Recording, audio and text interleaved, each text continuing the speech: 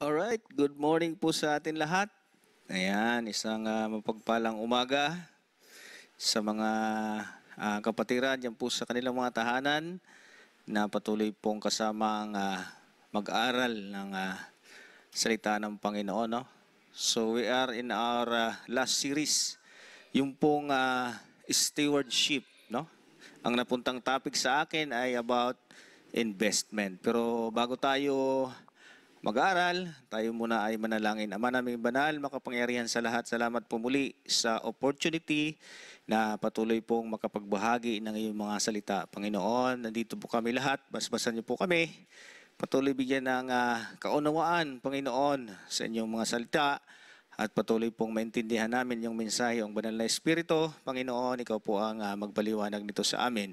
Patawarin mo kami sa mga nagawa naming kasalanan. Patuloy na bigyan mo kami ng enlightenment sa inyong mga salita, Panginoon. Patuloy po namin ito maintindihan. Salamat po. Pagpalain niyo po ang bawat isa. Ang mga nakikinig, Panginoon, patuloy po marami kaming matutunan. Salamat po. Just we pray. Amen. Alright, so investment, no? Ating pag-aralan ngayon, ito po ay, pag sinabi kasing investment, it's talking about money, no? Pero ngayong oras, ang ating pong pag-aralan is hindi po patungkol po sa mga investment vehicle na sinasabi or investment product. Ito po ay mas mahalaga, no? I'm talking about our life, no? Investment ng ating buhay, no? Marahil sa atin ay tayo ay nag-i-invest, no, sa mga mahalagang bagay, no. Maaring nag-i-invest tayo sa relationship natin sa family, sa ating marriage, sa ating mga anak, sa education ng ating mga anak, no. Ngunit ang katanungan po ngayong umaga is how about our life, ang buhay natin? Saan ba natin ito inuubos? Yan. Saan ba natin ito dinadala, no? Iyon po ang sinasabi kong investment. Ang sabi po sa Mark, sa ating pong slides, no? Mark 8:36. Ang sabi po riyan, ayan. Ano sabi riyan? For what does it profit a man to gain the whole world and forfeit his soul? So mahalaga po na maintindihan natin ito. Kasi hindi natin alam na yung palang ginagawa natin ay may kapalit pala. O wala naman siyang bilang sa kabilang buhay, no? So yun yung sinasabi kong investment na sinasabi. Right investment. Yung pong ating pag-aaralan ngayong umaga, no? Anong kapakinabangan? Kung ang kapalit naman ito ay ang kanyang kaluluwa, no? Marahil sa atin, pagdating sa investment ay nag-iingat, no? Maingat na maingat, lalo na tayo. Wala naman tayong i-invest. Wala naman tayong pera. Di ba? Kaya pagdating sa investment, no? Tayo nag-iingat kung saan natin ibinibigay ang ating mga investment or pinagkakatiwala. Maaring sa isang kumpanya, maaring sa tao, no? Di ba? May mga investment na, di ba? Scam, no? Di ba? So tayo nag-iingat, no? Especially yung wala naman tayo, very cautious tayo about entrusting someone our money, no? But sometimes, no? People are careful about investing their money, but they are often hesitant in investing their lives, no? Maaring yung mga tao without thinking, their lives are nauubos, no? In something that is momentarily. Yung bang pansamantala, yung dito lang sa mundo, ang sinasabi ko, no? Momentary pleasures, momentary positions, but they give little thought in investing their lives with God. Na kung saan, yun ang nagbibigay ng lasting treasures. Di ba? Lasting joy na sinasabi. Ang sabi po sa Luke 12:20 to 21, sabi po rin sa ating slides, but God said to him, sabi riyan, you fool, this very night, your life will be demanded from you, then you will get what you have prepared for yourselves. Sa 21, this is how it will be with anyone who store up things for himself but is not rich towards God. So yun po ang ibig kong sabihin na investments, no? Store up things, mga bagay na nandirito sa mundo, and then, sabi dyan, but not rich towards God. Ano ibig sabihin?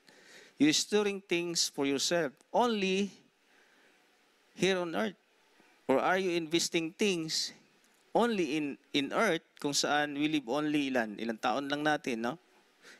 70 years, no? 80 years. Pero, how about investing it for eternity? Mayroon na ba tayong way or mayroon na tayong paraan na tayo nag-i-invest in eternity? No? Maaari sabihin natin, paano kaya mag-invest in eternity? Ayan, yun po ang ating pag-aaralan, no? Kasi ang napunta sa akin na title, Right Investment, no? So ang title po ng ating pag-uusapan ngayong umaga, Right Investment, no? Investing here on earth with an impact in eternity. So yun po yung binasa natin kanina sa Psalms 1 hanggang verse 1 hanggang 6, no? So investing, no? Investing is like sowing, no? Parang nagtatanim ka. Kung saan, kung may tinanim ka, normally, may aanihin, no? Di ba? Ganon ang investment, no? Ganon ang pag-i-invest, no? Ang sabi sa 2 Corinthians 9 verse 6, remember this, whoever sows sparingly will also reap sparingly, and whoever sows generously will also reap generously. So kung kaunti lang yung tinanim mo, normally, kaunti lang din ang aanihin. Di ba? You cannot reap a harvest unless you first planted the seeds. No? You cannot gain a return or a profit unless you invested first. No? Parang ano lang yan yung sa atin, no? Yung katawan natin. Hindi tayo magkakaroon ng magandang physical health without a proper exercise, without a proper diet, di ba? You cannot receive a benefit of a product unless you purchase it. So, hindi mo siya mapakinabangan, no? Ang isang produkto, no? Kung saan hindi mo siya nasubukan gamitin or bilhin, di ba? So, the same principle applied dun sa ating relationship with God, no? We cannot reap a fulfilled blessed walk with God unless we sow seeds that produce the harvest. No? The good news, yung seeds na yan ay available, no? Na ibinigay ng Diyos, no? It is called His Word, the Bible, no? Napakahalaga po niya, no? So ang unang bagay na ating pag-usapan, we should sow. Ano ba yung sow? Itanim, no? Yung seeds na sinasabi, no? Sow God's Word into our life. So if you want a good investment na sinasabi, di ba? Or magkaroon ng impact dito at sa ibang sa kabilang buhay in eternity, we should sow God's Word. Sowing God's Word into our life guarantees as a bountiful return of investments. So mayroong benepisyo, mayroong kang magagamit, no? Mapakinabangan mo siya, no? Ang sabi sa Isaiah 5:55-11, ang sabi diyan, so is my word that goes out from my mouth, it will not return to me empty, but it will accomplish what I desires and achieve the purpose for which I sent it. So yung salita ng Diyos, sabi diyan, ay magkakaroon ng, sabi diyan, it will not go return empty. Sabi diyan, it will accomplish. So, lahat ng salita ng Diyos, sabi diyan, mapakakanibangan natin. Sabi diyan, it will accomplish what I desire. Ang purpose ng Panginoon, no? Na ano ang naisin niya sa ating buhay. no? Desires, sabi diyan. What I desires. Achieve the purpose I which I sent it. So, ibig sabihin, mayroong mangyayari, no? Nagagawa niya yung kanyang purpose, no? Ang sabi sa Matthew 13 verse 8, ito po yung kwento doon po sa good soil na sinasabi, no? Ang salita ng Diyos ay hinahagis doon sa mga taniman, pero mayroong napunta sa mga dawagan, sa mga, sabi natin, sa pilapil, sa mga maraming damo. Pero mayroong napunta sa ibang nahulog sa mabuting lupa. Ang sabi riyan, ang iba ay nahulog sa mabuting lupa at namunga. Ang iba at tag-100, ang iba 60, ang iba ay 30.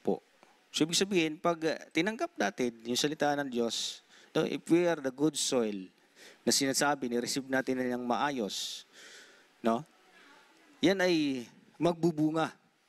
Sabi natin, profit. Di ba? Di ba magandang investment yon sa buhay natin? Nababago tayo, di ba? Naging maayos tayo. No? Di ba? God's words is most important foundation about spiritual growth and maturity with God.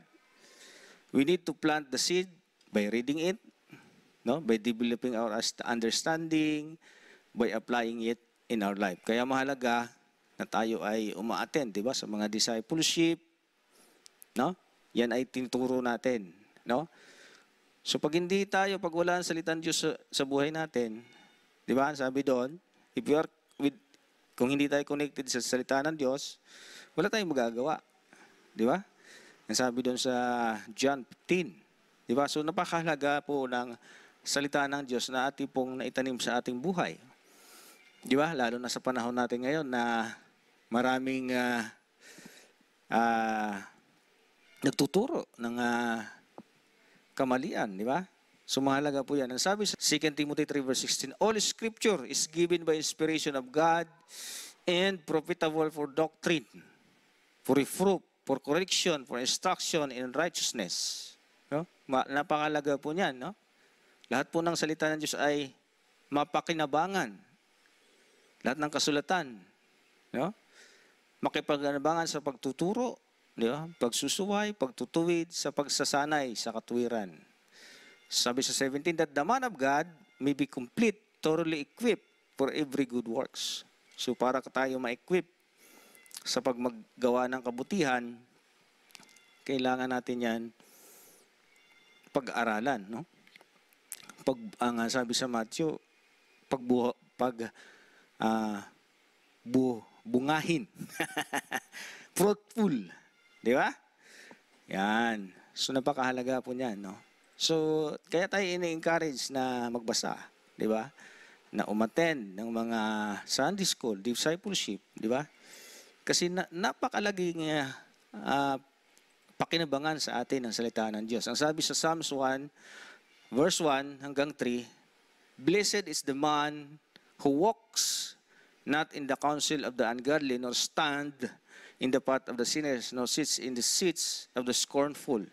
But his delight, natutuwa siya, nagbabasa siya, in the law of the Lord, and his law, he meditates day and night.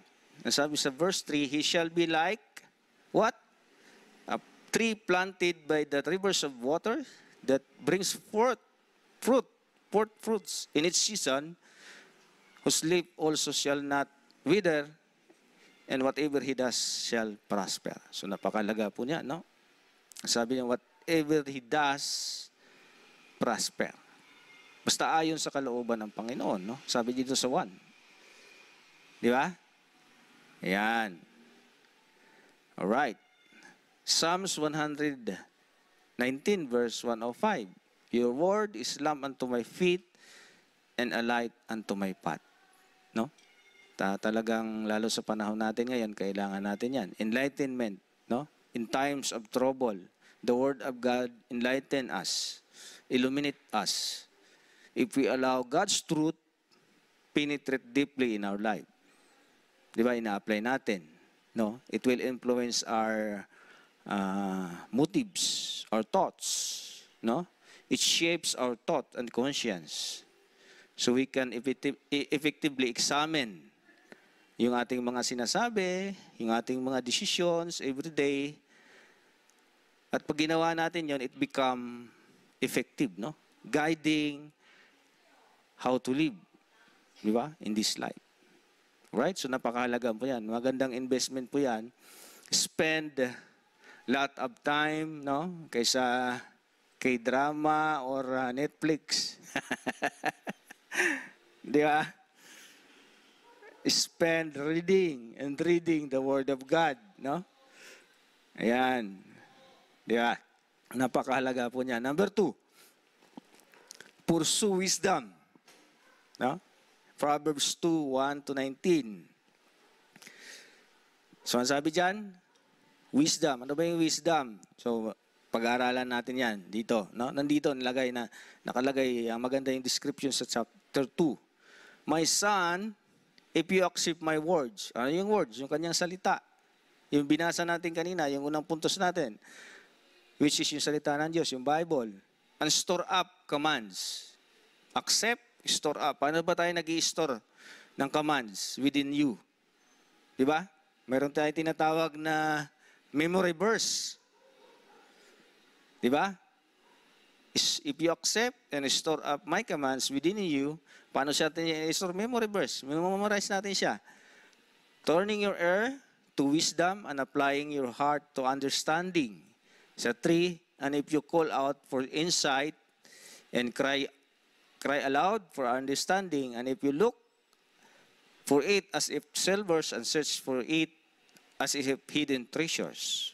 Sa 5, then you will understand the fear of the Lord and find knowledge of God. So pag ginawa natin yon, memorize natin, binabasa natin, sabi dyan sa 2, ina-apply natin, at humihingi tayo, sabi dyan, cry out for understanding. Di ba? Ano mangyayari sa atin? Naintindihan natin kung ano ibig sabihin ng fear of the Lord. Di ba? Sa ibang translations, sabi dyan, then you will understand the fear of the Lord and find knowledge about God. If you do, you will know what it means to fear the Lord, and you will succeed in learning about God. It's all about learning about God, what He likes, what He doesn't like. Now, that's wisdom.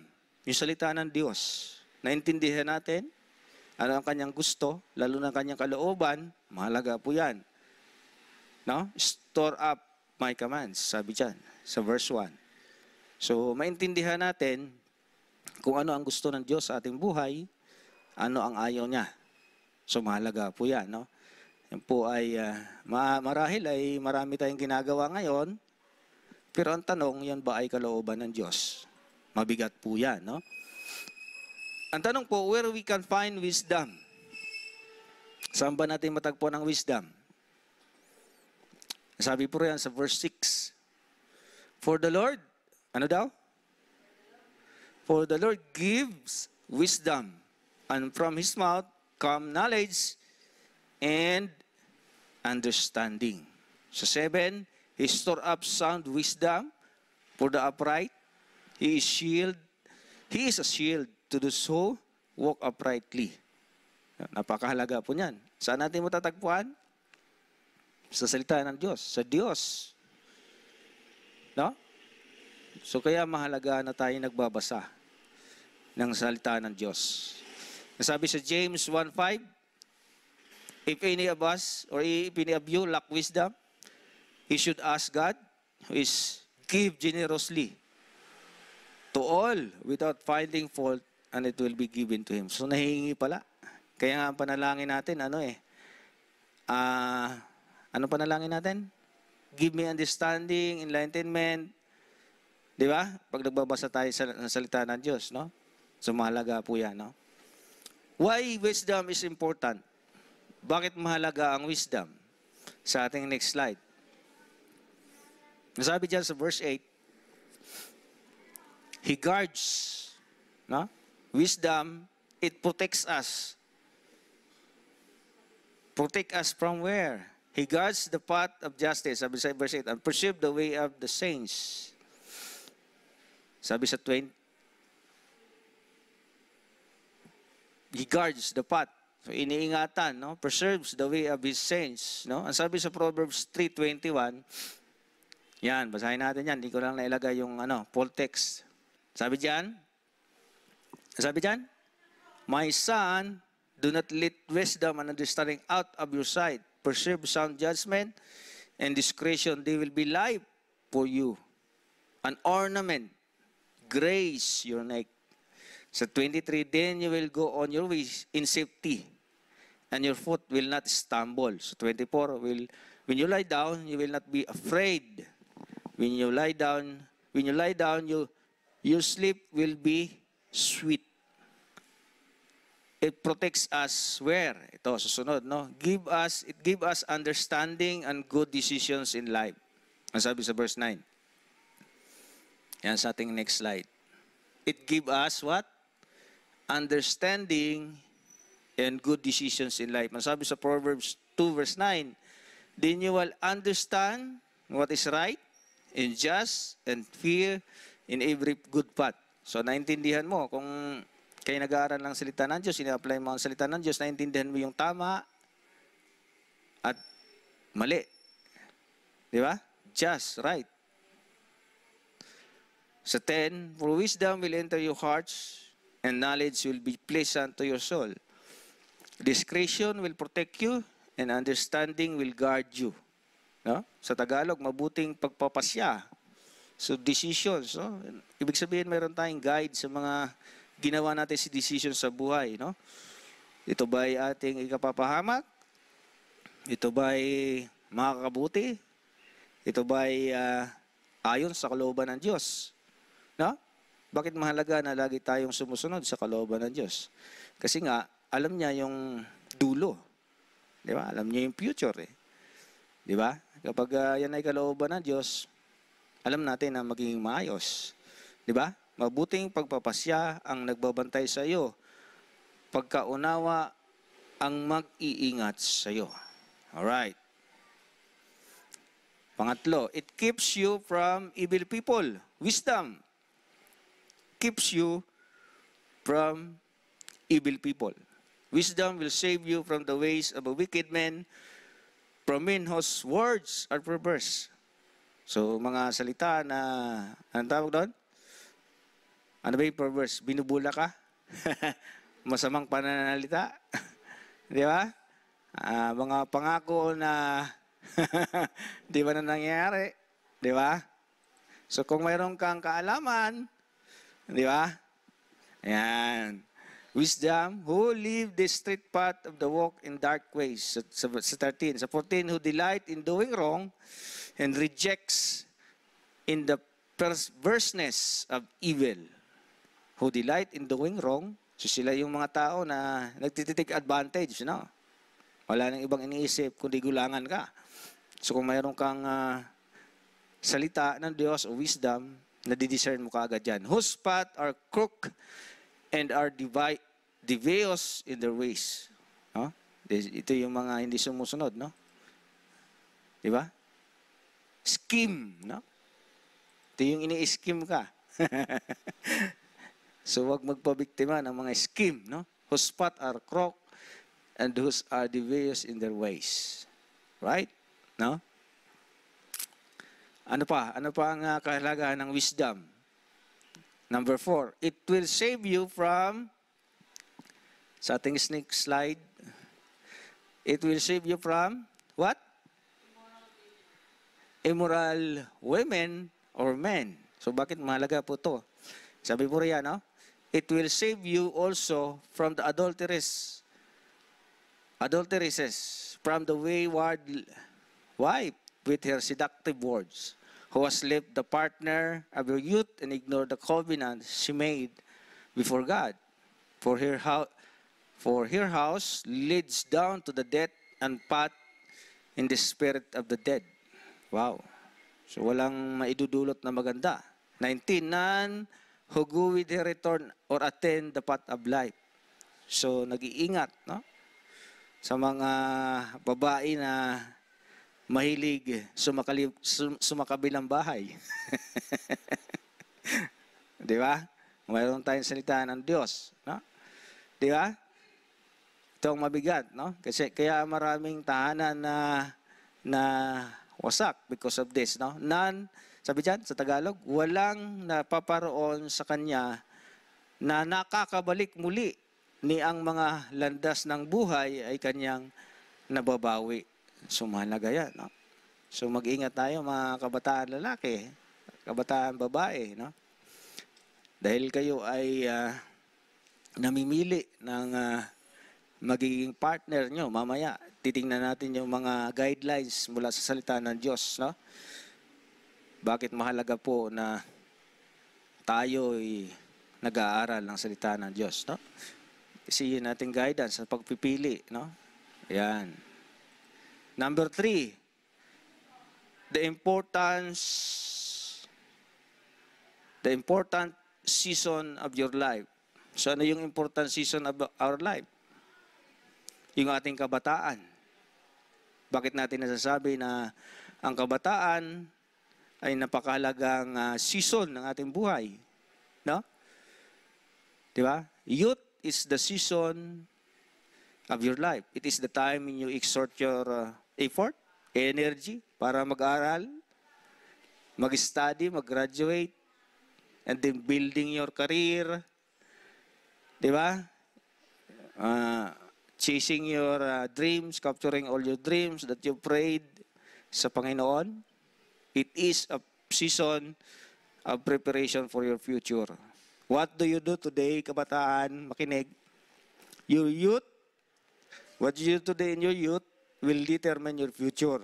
So, napakahalaga niya, no? It is, sabi natin, dapat natin pagtutuunan ng pansin yung ating kabataan. Huwag natin sayangin yung ating oras sa mga halagang, sa mga di mahalagang bagay na hindi nakakatulong sa atin, di ba? Sabi sa Ecclesiastes 3 verse 1, there is a time for everything and season for every activities under heaven. There's a time for everything. There's a season for every activity. Kabataan, ang season mo ngayon ay mag-aral. No? I-enhance mo yung skills mo. Di ba? Ano yung gifts or talents na mayroon ka, i-enhance mo yan. Kasi magagamit mo yan. Di ba? Kaya huwag sayangin ang oras. No? Spend most time na makakatulong sa iyo para sa iyong future. No? So there are 3 critical decisions that will greatly impact your life. No? Para sa mga kabataan ngayon, kami, nasa, patapos na. Alright? Kabataan, makinig. 3 decisions that will impact your life. Una, your decisions to follow Christ. So, napakalaga niyan. No? Sabi sa Ecclesiastes 12 verse 1, remember your Creator in the days of your youth, before the days of trouble comes and the year approach when you will say, I find no pleasures in them.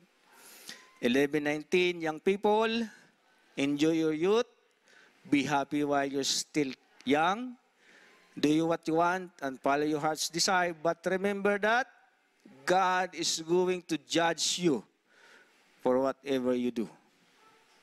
So, mahalaga yan, no? So, tayo mga kabataan, ito yung pinakamalagang desisyon. O kahit sino, yung desisyon natin na kilalanin si Kristo, maglingkod sa Kanya, sumunod sa Kanya. Di ba? Ang sabi sa Ecclesiastes 12 verse 13, let us hear the conclusion of the whole matter. Fear God and keep His commandments, for this is the whole duty of men.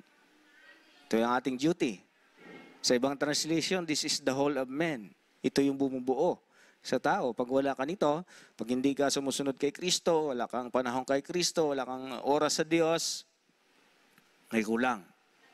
Kasi yun ang desisyon na gagawin natin.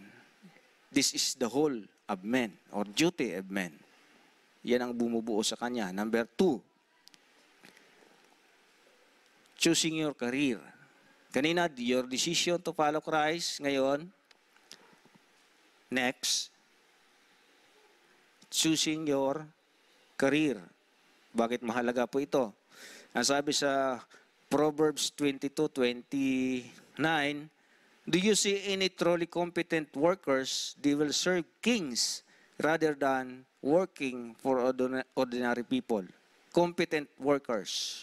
Ang sabi dyan, nakikita mo ba ang taong masipag sa kanyang gawain? Siya'y tatayo sa harap ng mga hari, hindi siya tatayo sa harap ng mga taong hamak. No? So you have to build your skill set. Yung kasi ang binabayaran ngayon eh. Di ba? Sabi dyan, masipag sa kanyang gawain, kasipagan, di ba? Competent sa English, no? So mahalaga yan. So find a ways to enhance your skills. Experience, di ba? Bakit pag may experience ka, natatanggap ka kaagad? Because of this, competent workers, yun kasi ang tinitingnan eh. Mahalaga yung trainings, di ba? Improve yourselves, mahalaga po yan. Skill set, no? Competent. Diyan ka makakuha ng malalaking sahod, no? Yan ang binabayaran, di ba? Kung gusto mo magtrabaho, pwede naman mag-business, career path, no? Napakalaga niya. Number 3. Bakit mahalaga po ito? Choosing your partner in life. No? Yung binasa natin kanina, yung Proverbs 2 verse 16 to 19, yung po ay warning. No?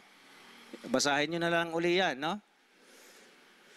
Yung Proverbs 31 naman, ito naman yung mga karakteristik ng pagpili ng partner, no? Dapat nating piliin, no? Sabi diyan, a wife of a noble character who can find, she is worth far more than rubies. So yung mga Proverbs 31 to 10 to 31, yan ay characteristics na pwede mong pagbabasihan sa pagpipili ng iyong partner. No? Yan, ang sabi ni John Gokongwei. Di ba? Ang sabi diyan? Tika lang nga. Wala yung aking ano. Ayan. Slides. Ito. Sabi diyan, deciding on the one who marry is the most important decision you will ever make. Marry a good person whose spouse should be an ally in happiness and not a source of misery. The challenge is to find someone who shares the same beliefs and principles and can be your partner in parenthood or aspects of your life. For women, to sa mga babae, the right man will work hard to win your heart. So napakahalaga na decision yan. Bakit mahalaga?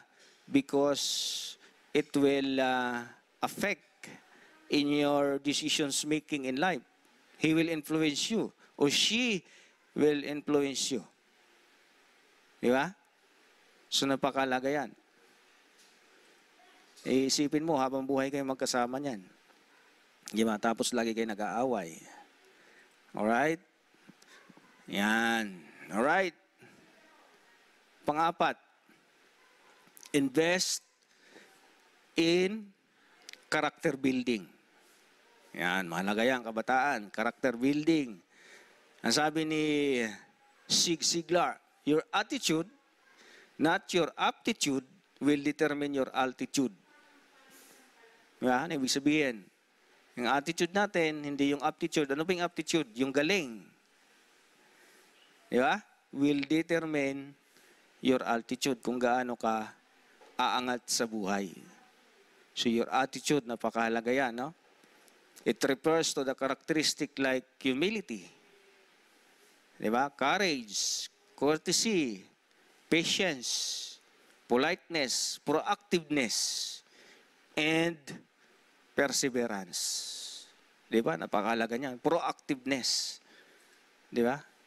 Inaabatan mo na agad yung mga opportunity. Di ba? Dapat meron kang ganitong karakter. Opportunista ka dapat.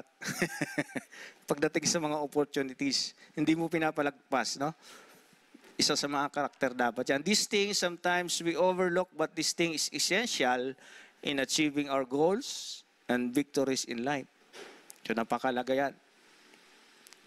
And sabi sa 1 Timothy 4:12, do not let anyone look down on you because you are young, but be an example for the believers in speech, your conduct, how you conduct yourself, for your love, faith, and purity.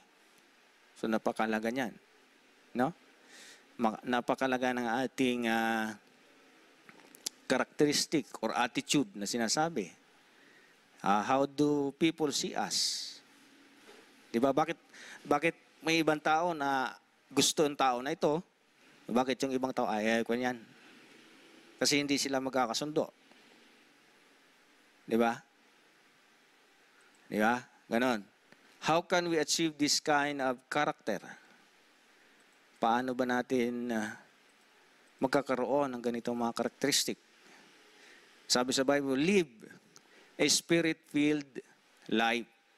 No? Dapat natin ipamuhay yung ating tinanim, yung wisdom, dapat natin ipamuhay. Sabi doon, spirit-filled life. Ang sabi sa Galatians 5:22, but the Spirit produces love, joy, peace, patience, kindness, goodness, faithfulness, humility, sa 23, self-control. There's no law against such things this. So napakahalaga na tayo ay nagbabasa ng salita ng Diyos. This kind of character determine what types of people who can make or break that person in times of under pressure. Ay sinasabi. Di ba? Ang sabi sa 1 Corinthians 2:15, if we live in the Spirit, whoever has the Spirit, however, is able to judge the value of everything. No? Napakalaga niyan. Alin yung importante, alin yung less na pagtutuunan mo ng pansin. Diba? Able to judge the value of everything, but no one is able to judge him. Sabi sa 16, as the scripture says, who knows the mind of the Lord? Who is able to give him advice? We, however, have the mind of Christ. So pag tinanim natin yung salita ng Diyos sa ating buhay, pinurso natin ng pag-aaral, wisdom, and normally yung characteristic natin nababago because nina-apply natin yung salita ng Diyos. We live in, di ba? Doon sa banal na espiritu, pinamumuhay natin siya. So mahalaga lagi tayo nakakonect o naka-attach doon sa tree of life, which is ang ating Panginoong Hesus. Di po ba? Napakahalaga niyan. For us to bring fruits which correspond to His life. Ito yung binasa natin kanina sa Galatians 5:22. Di ba? Paano ito may apply natin sa itong mga binabanggit dyan na mga karakteristik na galing sa Holy Spirit, ma-apply natin sa pagiging good steward or handling our resources. Bakit mahalaga po ito? Paano natin may apply? No? Kagaya ng sabi dyan, but the Spirit produces love. Paano ba natin ito i-apply sa pag-handle ng ating resources or pera? So, ibig sabihin, dahil may love tayo, ginagamit natin yung ating resources, yung ating pera to build up a good relationship. Ha? Para sa ating family. Di ba? Hindi natin kung saan-saan dinadala. Di ba? Sabi nga doon sa tuwing Friday, ayun na ba? Friday, nag-ano sila, di ba? Yan. Di ba? Use your money, di ba? To bring people to God. Di ba? Sabi sa Bible, use your money, di ba? To bring people to Christ. Ano susunod? joy. Di ba? Thanking God that He knows what I need and He will provide all I need. So mayroong kakasiyahan. Ang dami nating pangangailangan, pero dahil may joy ka, may Holy Spirit ka, may namumuhay mo ang naisin ng Holy Spirit, sabi dyan, may joy ka because God knows what you need. And He will provide all I need. Diba? Susunod, peace. Peace is learning to be content in whatever situation find myself. No? Peace. Diba? Mayroong kapayapaan. No? Learning to be content. Patience. Paano ba natin ito may apply sa ating mga treasures? It means to think twice before buying something and saving slowly to build an assets. Sabi dyan, di ba? Patience. Di ba? Hindi ka agad bumibili. Hindi ka agad na dahil 50%, dahil sale, dahil 999. Di ba? Di ba? Lahat na lang ata ng buwan sale, no? 888, di ba? Ibig sabihin, you have patience, no? Hindi mo naman kailangan masyado. Ang susunod, kindness. Ibig sabihin, kayo matulungin. Helping the poor, no? Mahalaga po ito. Sabi po sa Proverbs 11:25, ang taong matulungin ay luluwang ang pamumuhay at ang marunong tumulong ay tiyak na tutulungan din. So, hindi masama ang tumulong, kapatid, pag kailangan, kinakailangan. Goodness. Being honest doon sa ating mga financial dealings. Diba? Kung saan natin dinadala. Faithfulness. Sabi dyan. Learning to use my money in such a way that honors God. Diba? Humility. No? Gentleness. Humility means not to be boastful or proud. Diba? Self-control. Being disciplined is spending, saving, and giving. Wow. Ang dami nating natutunan, no? Magagamit pala natin din yung fruit of the Holy Spirit sa ating mga financial dealings. Alright. So, saan natin ito matutunan? Ayan. Saan natin matutunan? Ito ba ay tinuturo sa mga university, sa school? No? Natutunan natin sa Bible, no? Sa church. Salamat sa Panginoong Hesus na tayo ay isinama sa kanyang iglesia, no? So, dapat we should also love, no? Salamat tayo. Ang sabi sa Bible na ang Panginoon ay mahal niya ang church. So, ganun din tayo. Dapat pag mahal natin ang Panginoon, mahal din dapat natin ang church, no? Kasi ang daming benefits na natutunan natin, no? Ang sabi sa Ephesians 4:11, basahin po natin ito. Hanggang 13.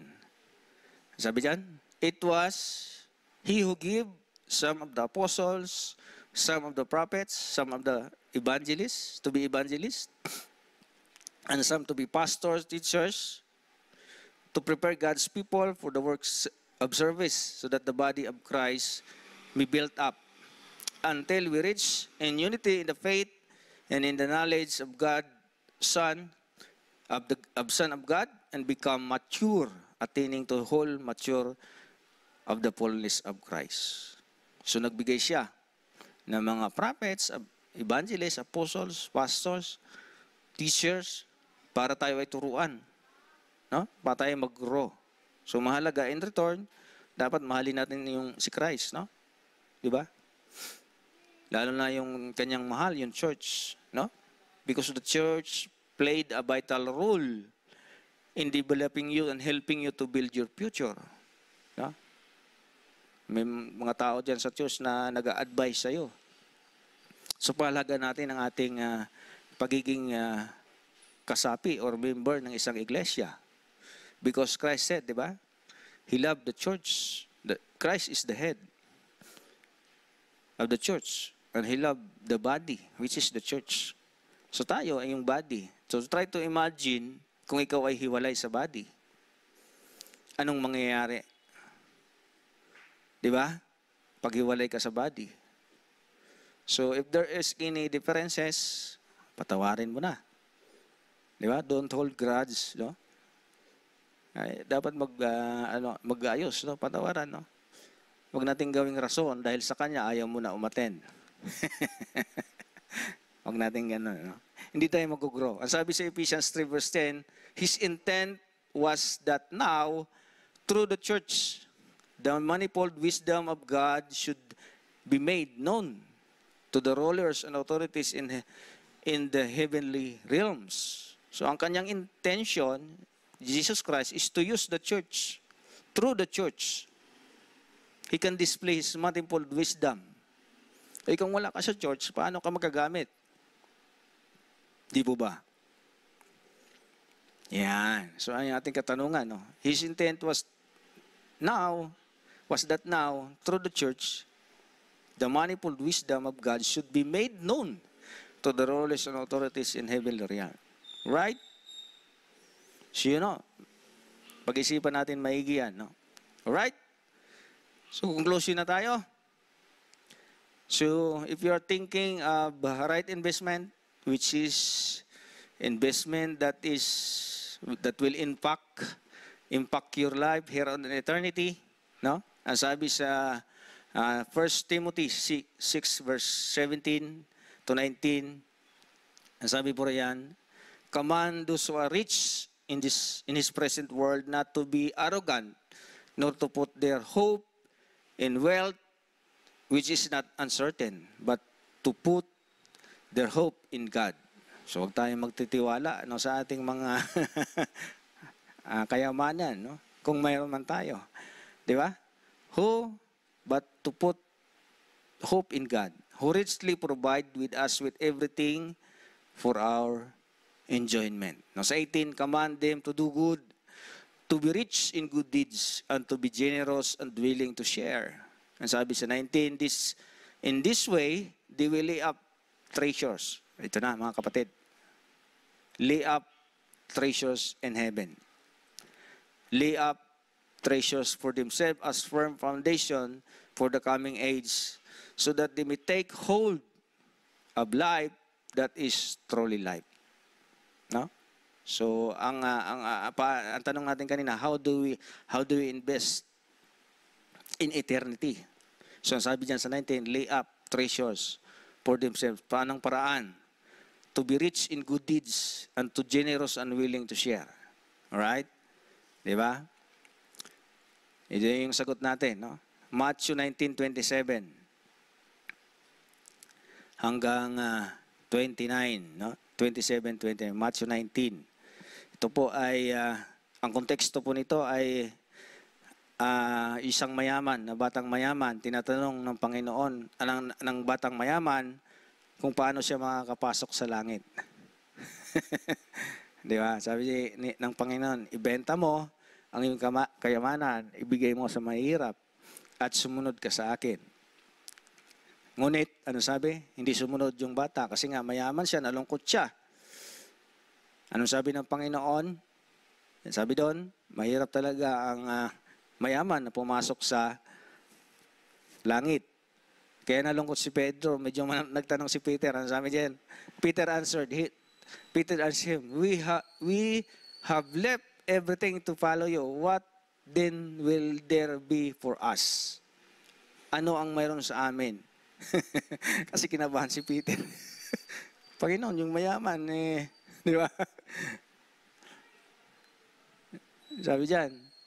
Kaya nagtanong si Peter, Panginoon ba, iniwan namin lahat, kami sumunod sa iyo. Di ba? What then will there be for us? Sabi ng Panginoon, sumagot ng Panginoon, Jesus said to them, I tell you the truth of the renewal of all things, when the Son of Man sits on His glorious throne, you who followed me will also sit on the 12 tribes, judging the 12th tribe of Israel. Sa 29, and everyone who's left houses, brothers or sister, or father or mother or children or fields for my sake will receive 100 times as much and will inherit eternal life. So iwanan mo ba yung tatay at kapatid? Hindi po. Ibig sabihin lamang po ay binigyan mo ng priority ang Panginoon. Di ba? Hindi mo nga kailangan iwanan yung kapatid mo, isama mo at family mo. Yun na ibig sabihin yan, priorities, no? Pinapriorities ang Panginoon. So ibig sabihin, will inherit eternal life. No? Sabi dyan. Luke 19 verse 9. I tell you, use your worldly wealth to gain friends for yourself, so that when it is gone, you will be welcome into eternal dwellings. No? Pag tayo nag-invest para sa gawain sa Panginoon, dinadala mo yung kaibigan mo. Di ba? Use your worldly wealth. So ang ating pinag-aralan is just a preparations, no? How to handle God's blessings in our life. Di ba kasi, pag sa atin kasi, naobserbahan natin, pag pinagpapala na ng Panginoon, nawawala na eh. Di ba? Yung mga nilatag natin is just how to handle God's blessings. No? Sometimes hindi tayo pinagpapala ng Panginoon kasi nga, hindi tayo alam. Hindi natin alam how to handle, hindi tayo prepared how to handle God's blessings. So ang gagawin natin, ihanda natin sarili, i-prepare natin ang sarili, alam natin pag pinagpala ng Panginoon, dapat saan pupunta siya. Di ba? Yung pagpapala. Ano? Kasi tayo ang nagpapala naman ng Panginoon eh. Sabi sa 1 Corinthians 3 verse 7 eh. Di ba? So then either who plants is anything, nor he who waters, but God who gives the increase. It is God who gives us the opportunity. It is God, di ba, who gives us the ability. Di ba? It is God who gives us the opportunity na mag-invest. Di ba? It is God who gives us an opportunity, ability to get or produce wealth. Ang sabi sa Deuteronomy 8:18, ang gagawin mo lamang natin, remember the Lord. Sabi dyan, Deuteronomy 8:18, remember the Lord your God, for it is He who gives you the ability to produce wealth, and so confirm His covenant which He swore to your forefather, and it is today. So you should be prepared. So dapat pag pinagpala ka, alam mo na kung saan dadalhin. Pagpalain mo din ang Panginoon. Di ba? Yan. So dapat lagi tayong maging handa. You should be in the right place at the right time. Kasi pag dumating na yung oras na hindi ka handa, sayang yung pagpapala. Di ba? Sabi sa Ecclesiastes 9 verse 11, I have observed something else under the sun. The fastest runner doesn't always win the race. And the strongest warrior doesn't always win the battle. The wise sometimes go hungry, and the skillful are not necessarily wealthy, and those who are educated won't always lead a successful life. It is all decided by chance, by being in the right place at the right time. So magiging prepared tayo. Be in the right place at the right time. So lamang po, sa nawa ay marami tayong natutunan, no? Napakahalaga po nito, no? Being prepared, right investment. Investment na kung saan ay mayroong impact dito, di ba? At sa kabilang buhay. So let's pray. Lord, Ama naming banal, makapangyarihan sa lahat, salamat po sa inyong mga salita na amin pong napag-aralan, aking panalangin, Panginoon, na patuloy po itong tumimo, patuloy po itong lumago sa aming puso't isipan, magamit namin sa mga pang-araw-araw na buhay, Panginoon, lalo na sa kabataan na this season in life, sa kanilang kabataan is sowing season, pagtatanim, Panginoon, pamimili ng career, ng partner, ng pagtatayo ng kanilang mga skill set, Panginoon, samahan niyo po sila, pagpalain niyo po sila, Panginoon. At ang bawat isa na kakinig, nanonood, ikaw po ang magpala sa amin. Ang banal na Espiritu ang patuloy na magpayabong nito sa aming buhay. Salamat po. In Jesus we pray. Amen.